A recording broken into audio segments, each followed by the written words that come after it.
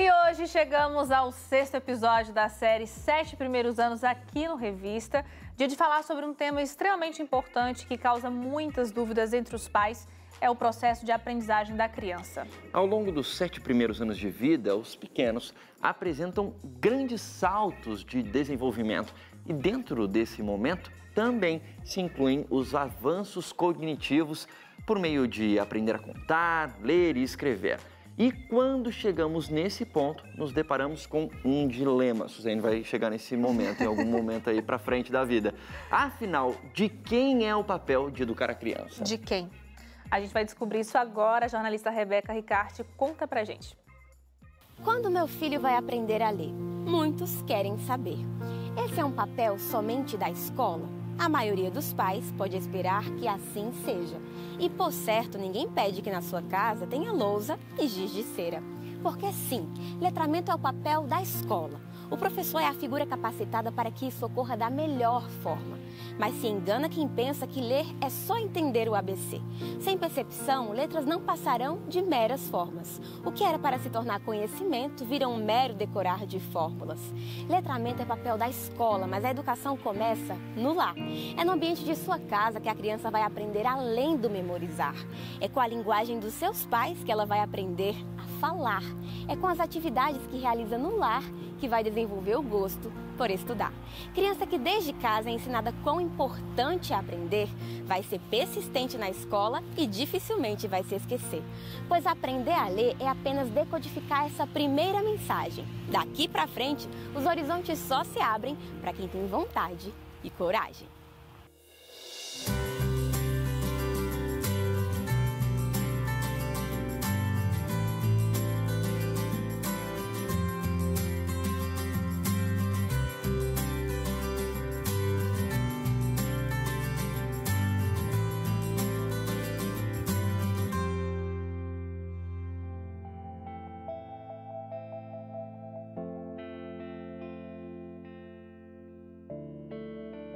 Crianças até podem ir para a escola mais cedo, mas é entre os 6 e 7 anos que vai ocorrer efetivamente a sua alfabetização.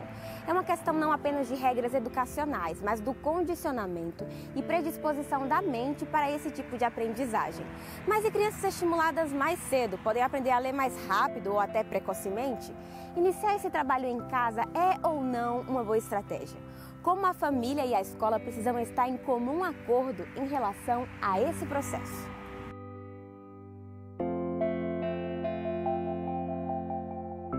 Eu acredito que as mulheres grávidas precisam ler no período entre 7 e 9 meses da gestação. Ela precisa ler para a criança, ouvir música, porque isso tem um grande poder, mesmo no ventre. Quando o bebê nascer, use da linguagem, converse com o seu bebê, e seu bebê vai absorver a língua. E isso é muito importante para o letramento, porque a criança não sabe língua alguma. Ela não vai falar. Então, ele precisa ouvir e você precisa falar. E o ler e escrever vem naturalmente da capacidade que a criança tem no falar e ouvir. As crianças desenvolvem a linguagem em relação à fala, tipicamente entre os 6 e 14 meses de vida. Pode começar um pouco antes ou depois, mas existe esse período que é considerado uma média normal. Cada criança tem uma maneira diferente de desenvolver a linguagem. E isso é normal por uma série de razões. Primeiro, o próprio temperamento da criança. Agora, também o que conta muito é o estímulo que a criança recebe. Os papais se veem nessas conversas entre pais com situações do tipo: meu filho já sabe ler. E aí você apresenta um texto para essa criança e ela lê, por exemplo, minha mãe me mima. E aí você pergunta para essa criança: quem te mima? E ela não sabe. Então isso não é ler. Ter uma linguagem rica e ambientada é um ponto crucial para o desenvolvimento do cérebro e, consequentemente, da linguagem da criança. A escola é a peça que identifica as expectativas dos pais e como elas se encaixarão no seu programa. Então, elas informam aos pais semanalmente o que estão fazendo, e você deve fazer a mesma coisa em casa. Então, escola e família devem trabalhar juntas para formar uma criança maravilhosa.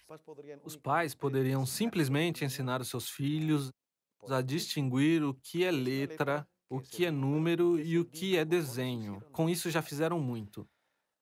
Em um passeio, podem fazer isso. Olha, aí diz farmácia, ou numa mensagem do celular. Veja, sua mãe me mandou uma mensagem. Aqui diz, querido, não poderei chegar às 8 horas, vou chegar às 9 horas. Vamos ter que esperar, ela vai se atrasar. É isso que ela está dizendo aqui. A criança vai olhar e vai ver letras que não entende porque tem 3 anos, mas está consciente que aquilo porta uma mensagem. Desenvolver estratégias de estímulos ao conhecimento amplia os horizontes de uma criança. Antes mesmo de aprender a falar, ela pode ser estimulada pela linguagem visual e auditiva, por exemplo. Ferramentas que auxiliam no desenvolvimento cognitivo e na percepção de diversos elementos são excelentes disparadores e que mais para frente apenas propiciarão melhores condições de aprendizagem em outras áreas. Eu sempre sonhei ser mãe, foi meu maior sonho de vida desde sempre. Eu sempre gostei de crianças, de bebês. Quando a gente descobriu que eu estava grávida, foi uma alegria, uma emoção que foi a maior da vida, assim. Ouvi seu coração pela primeira vez, deu nova pulsação pro meu coração. Saber que você estava bem aqui me deu razão pra sorrir. A gente sempre estimulou a música aqui em casa, desde a gestação, na verdade. Quando ele estava na barriga ainda, cantava muito para ele, que é algo muito importante na gestação, você cantar para a criança, justamente porque a música, se você escolhe uma música para cantar, aquela música vai acompanhar a criança pro resto da vida. Eu tinha um momento de cantar musiquinhas com ele, pegava um instrumentinho, a gente fazia o ritmo. Uma coisa que a gente faz bastante aqui em casa é fazer efeitos sonoros nas coisas. Então, tá brincando de carrinho, tem o efeito sonoro do carrinho. Quando eu desço a escada de casa, eu vou descendo cantando as notas do mais agudo até o mais grave. Quando vai subindo, eu vou subindo do mais grave até o mais agudo. A gente toca piano com ele, no início ele ficava batendo aleatoriamente. Agora não, ele já começa com o dedinho a tocar. Eu acredito que a música estimula uma parte da mente e que diferentes tipos de música são usadas de diferentes maneiras em prol do aprendizado, como é o caso da música clássica. Estimula no desenvolvimento de habilidades, traz conforto, paz e ajuda a ter foco. Música é algo que influencia no caráter e a personalidade da criança de maneiras diferentes, pois o ensina a sentir a noção do alto e do baixo com as notas, e eles vão ver isso no mundo lá fora também. Alto e baixo podem estar associados com várias coisas que acontecem. A música, ela não é apenas música, né? Então, quando você insere o aprendizado musical, mesmo que de maneira informal ou de forma formal, não é apenas música, você desenvolve a questão cognitiva, a parte motora, a linguagem está muito associada à música. Então, quanto antes a gente consegue inserir música instrumental, música cantada, nas atividades musicais mesmo mais intencionais, você está cooperando por uma variedade de aspectos de desenvolvimento da criança. Ah, que fofo esse Bernardo, né, Leite? Bem bonitinho. O Bezinho, né, como eles chamam. E fica aí a inspiração de atividades simples, como a Marla apresentou, para introduzir os pequenos na musicalização e ajudá-los para que se desenvolvam cada vez mais. E por falar em desenvolvimento, na próxima semana continuamos com esse tema aqui no Revista, quando vamos abordar o conceito de educação integral. Você não pode perder. E não deixe de acompanhar a versão completa da série 7 Primeiros Anos, este domingo às 9h30 da noite, aqui na Novo Tempo. E o Revista está terminando, mas você pode rever as reportagens lá no nosso blog, novotempo.com/jornalismo. E também tem as nossas redes sociais, facebook.com/ntjornalismo e @ntjornalismo no Instagram, que inclusive a gente sempre mostra os bastidores aqui da programação. Exatamente. E você aí de casa, não esqueça dos nossos parceiros da comunicação. Noticias.adventistas.org, revistaadventista.com.br e news.adventist.org. É isso aí, muito obrigada pela audiência. A gente volta na semana que vem. Um bom descanso para você e até lá. Tchau, tchau.